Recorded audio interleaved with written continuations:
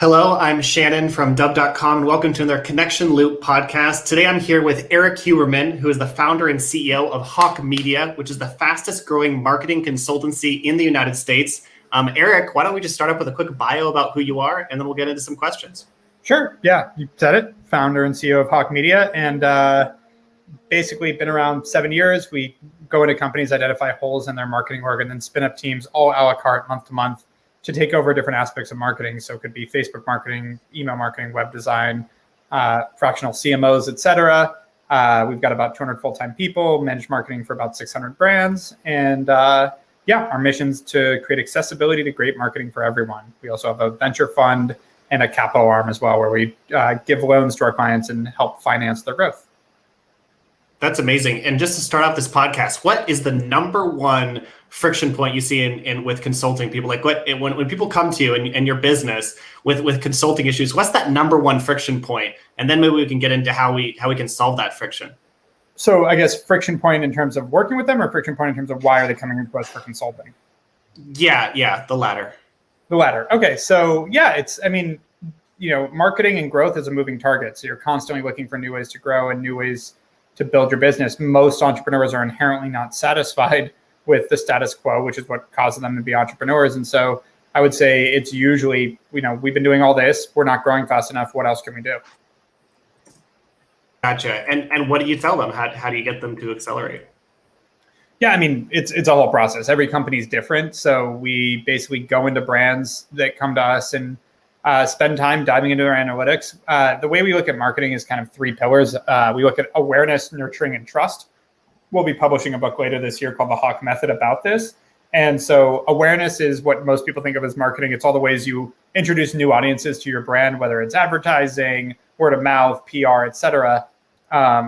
Nurturing being all the things you do after they become aware of you to the point that they actually purchase, and then everything they do after that. So actually creating lifetime value. So things like email marketing, SMS, chatbots, retargeting, creating content. I know we're quick here, so I can't get into too many details, but basically how to leverage those to make sure that you're actually converting people and driving a high conversion rate, as well as a high lifetime value of a customer. And the last piece, trust.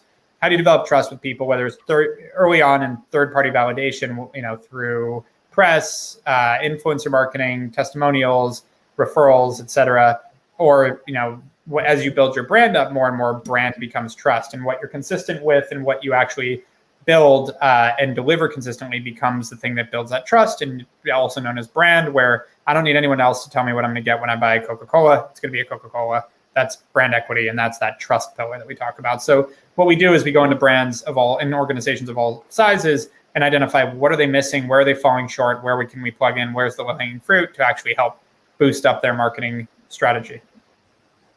Now, I wanted to jump in, Erik, and ask you this question. I think you guys have done a phenomenal job of going horizontal and also vertical on multiple categories. So you have multiple segments as part of your business, but then you also go very deep. So how have you kind of spearheaded that strategy within the business? Yeah, well, what we found with marketing is it doesn't change much from vertical to vertical. There's nuance to each vertical, but I'd say 90% of it's the same and 10% is different. So it's really about identifying the 10% that's different in each vertical and making sure that we can identify that. And so you can go horizontal as a good marketer. You just have to pick up that 10%. And so with that, a lot of times comes a category that is underserved as far as marketing. So the 90% piece, which is just being a great marketer, they don't have access to that. So that, that little extra 10% that is a nuance of their own industry, that's not where they're having issues. We can get to that. They're not even getting that 90%.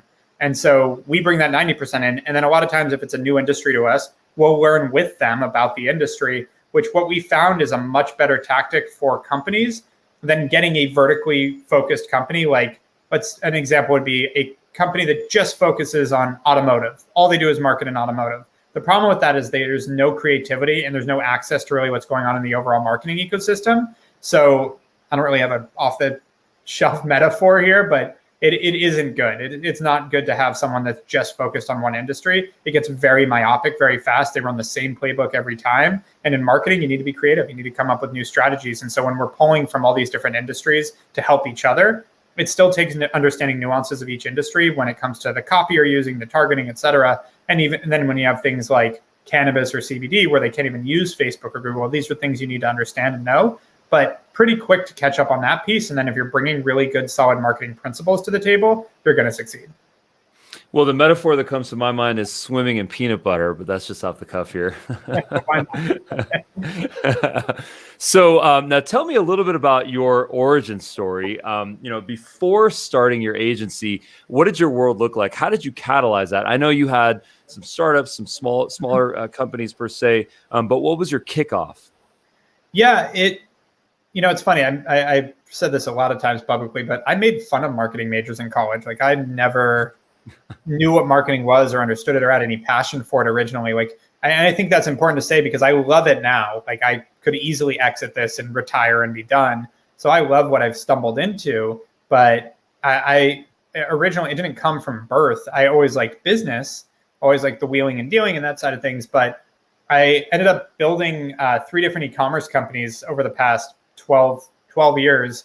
And through that, I realized that operationally in business, it's really reactionary. And don't get me wrong, you can anticipate problems on the operational side and get ahead of them, but you're figuring out how to manufacture a t-shirt or manufacture activewear or fulfill it or store it, or, it's still it's incredibly important in the business, but I never found it challenging.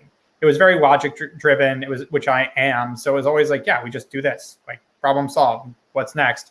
The challenge I found was in sales and marketing. How do we get more customers? Because it's always a moving target. It's always shifting and changing. There's no right answer because there's opportunity cost, meaning you could be doing well, but you could always be doing better. So, it just, to me, it was more fun and more challenging. And I found that I had a knack for it and other people didn't.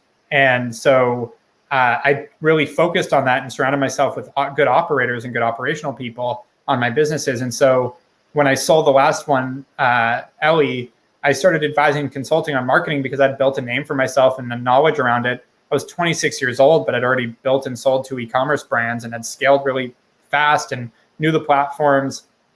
And so then it opened a lot of doors that I quickly realized that the talent I had and the education I had gotten through that was highly sought after because it was as sort of the digital revolution was coming.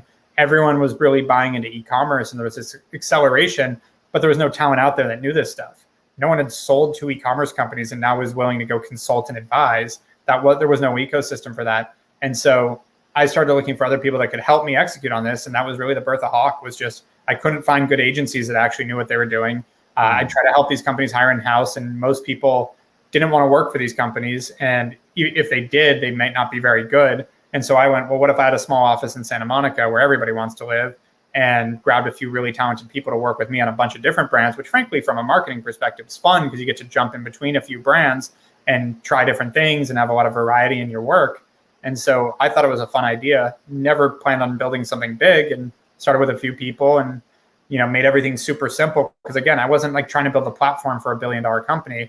I was trying to hire a few people to help the clients I had that I was advising for. So no long-term contracts, everything's a la carte, month to month. Let's just be simple about this and go from there. There was no business plan until a year into business. And yeah, that's how we started.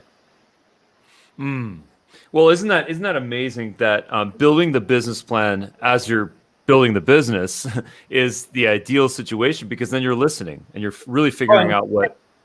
We actually had data. So what happened was, a year in, we got offered to sell the company, and my partner and I were like, well, let me look at what this company actually is before we see if we want to sell it. And so we put together projections and a business plan and went, oh, I see where this is going. Yeah, I don't know if I want to sell it. Right. That makes a lot of sense.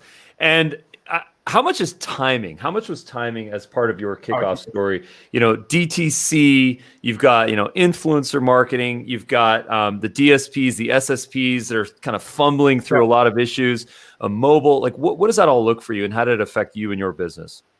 It's all timing. That doesn't mean that, a year earlier or a year later, 2 on either side couldn't have been good too. But it's funny because there's like 4, 5, 6 big agencies that started all within like a year of us. So there's definitely something with the timing. And I'm a firm believer, like Gladwell, who I think is hit or miss when he comes to the way things he writes about. But I really liked Outliers and the idea that, you have the baselines are hard work and smarts. You have to be smart enough and hardworking enough. You don't have to be, 200 IQ, but you have to be smart and hardworking.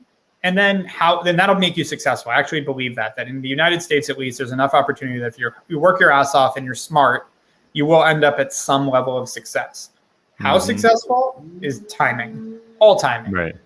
And when I say timing, I don't just mean like timing in the economy and like the overall, trend lines of e-commerce. I also mean simple stuff like I randomly met a guy that was my second client that ran out of money that asked me to take equity to work on his company. And I went, sure. But then he wrote for Forbes. So I said, can you write an article about Hawk Media and Forbes before I had hired anyone?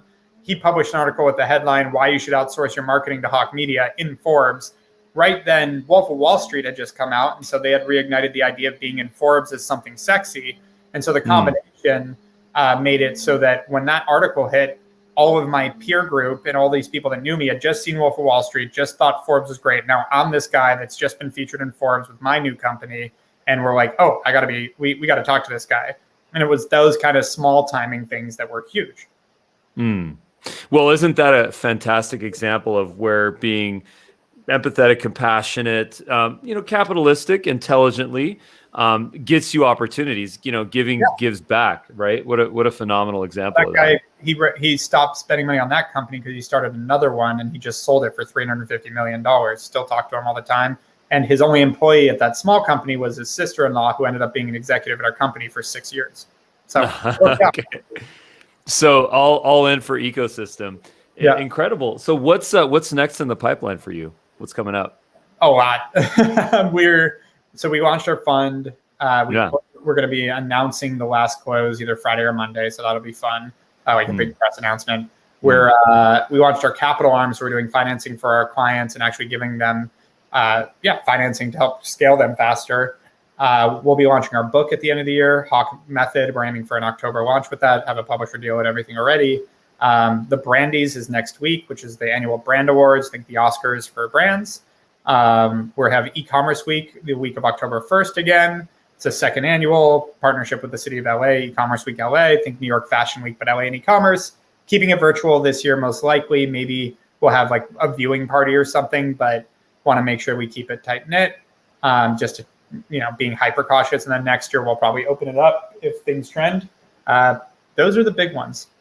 Nice, man. Well, listen, thank you so much for your time. I'm also based in LA. So as a fellow Angelino entrepreneur, keep in touch on new developments, new ventures, whatever's going on. Love to support. Sounds great. Well, thank you for having me. Thanks, Erik.